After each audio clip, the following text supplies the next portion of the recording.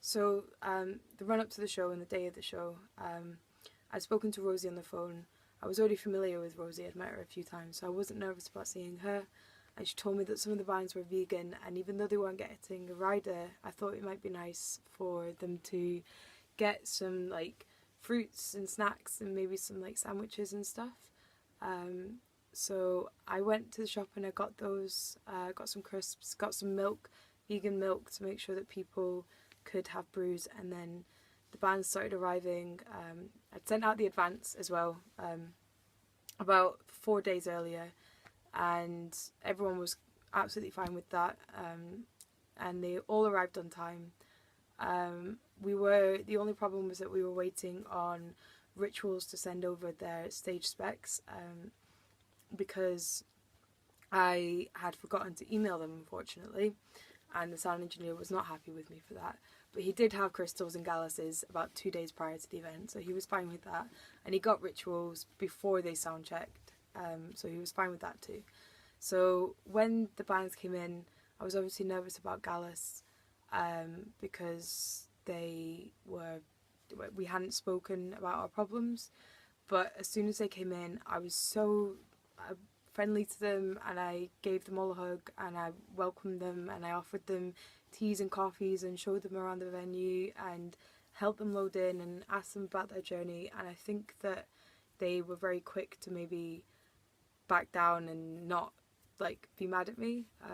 They had no reason to be mad at me, but to, maybe I think some of the problems stemmed from them maybe being screwed over by promoters before, and they very quickly realised that I wasn't trying to screw them over. I was just like, there'd just been some misunderstandings. So that all went great. Crystal were lovely. I got on really well with the manager. Everything flowed really well. On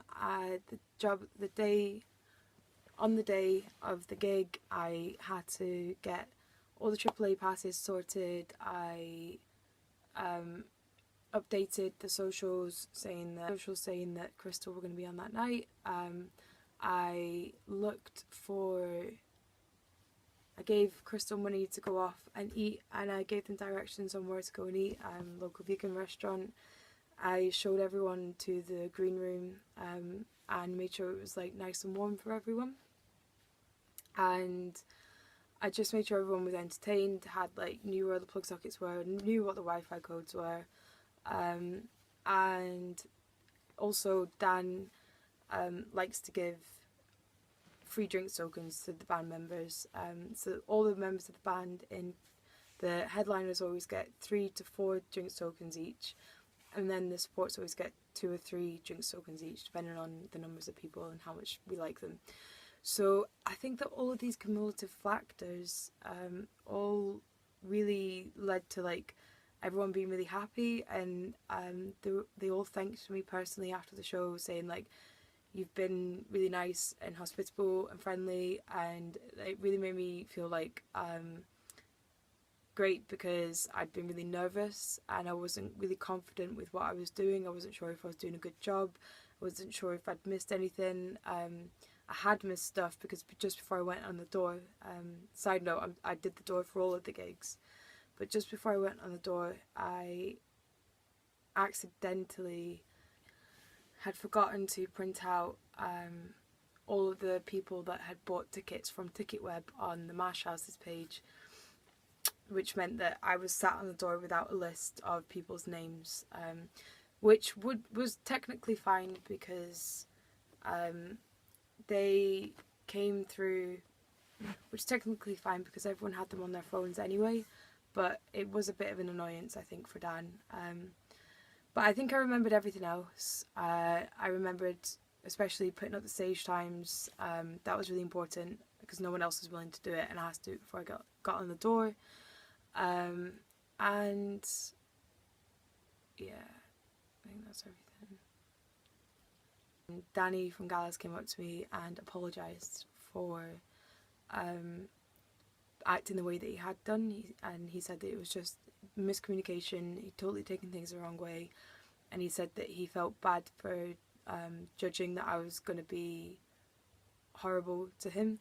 So that made me it really shot my confidence to the roof. This gig, I think, was the reason that the next gigs that I did, I was a lot more confident in my abilities as a gig rep and as a promoter, because the feedback from the bands was great. Rituals admitted to me after the gig that they felt bad because they deliberately hadn't sold any tickets because they were annoyed at my tone of voice over email, but then had met me and had thought that I was nice, so they felt bad. So to me, that just means that I'm never going to work with them ever again, and I would probably tell people not to if they ever came up. But it also tells me that people are really quick to jump to conclusions over email. So I do need to it made me think about how I was emailing people. There was this sort of conflict of interest between me and Dan where I was maybe being too friendly in emails before this, and he said that he thinks that I should be more assertive because of cases like Rosie where she thinks maybe she can one-up me in terms of fee. So I'd sort of adopted this quite blunt tone, but maybe it's a bit too much. But I guess you can't please everyone, and there's just no way to know. But they definitely gave me some food for thought, this bit of the gig. It also taught me to just, if bands are like, it also taught me that if bands are like unhappy with artwork, but the clock is ticking, just get it out there and even like consider pulling the show, because we made such a loss that I'm very lucky that I didn't have to pay for any of the show. But unfortunately, if I had, I would have really not reaped the rewards. I would have really suffered. So I think that this has kind of taught me to just pull a show if it's too late, no matter how much you want to put it on.